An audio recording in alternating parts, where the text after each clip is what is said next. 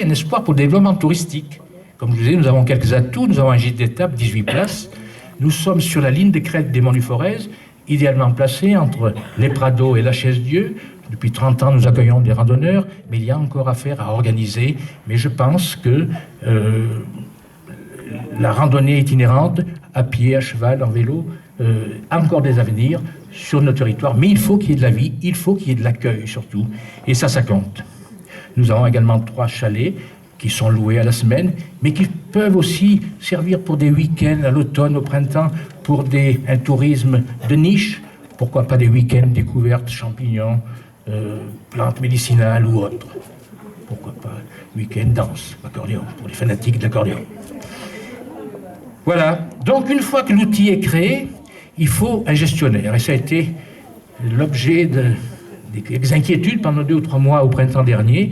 Nous avons mis une annonce, j'avais envoyé une annonce dans 50 entreprises de plus de 10 salariés à un rayon de 20 km, en espérant accrocher une famille dont une activité industrielle ou un ouvrier et dont le conjoint cherche et qui sont locataires.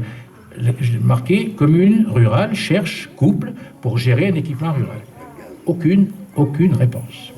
Ces affiches dans les 50 entreprises étaient dans les lieux de casse-croûte ou de convivial. Donc elle a dû être vue, cette annonce, par quelques centaines de personnes.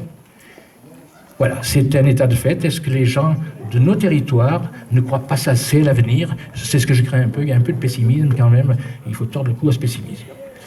Et puis, une aubaine, TF1, relançait une émission qui s'appelle SOS Village.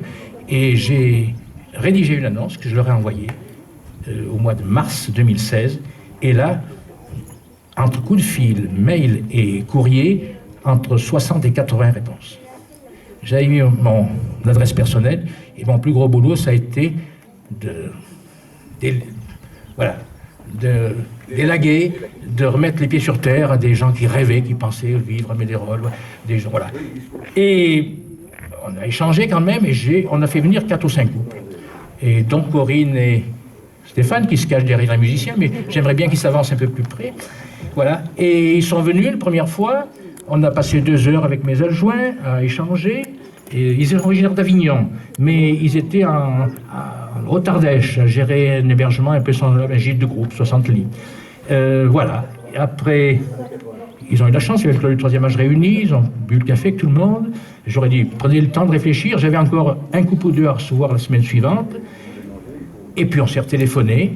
Et puis ils ont dit, on voudrait bien venir avec les enfants, parce qu'ils ont 3 garçons qui doivent être pas loin. Et ils ont dit, on veut voir, ils sont derrière, voilà. On veut venir avec les enfants. Et puis avec mon épouse, je suis allé faire un petit peu une enquête. Allez. On était allé passer un week-end à Haute-Ardèche pour un peu voir, là. Et puis début juillet, ils ont dit, allez, c'est vous êtes sélectionnés. Fin septembre, ils arrivaient, le bâtiment n'était pas fini, on les a hébergés dans un chalet, en face, et puis nous avons fait le premier pas des anciens de la commune le 17 décembre. Et puis les travaux, on peut continuer, et officiellement, ils ont créé leur entreprise au 1er février.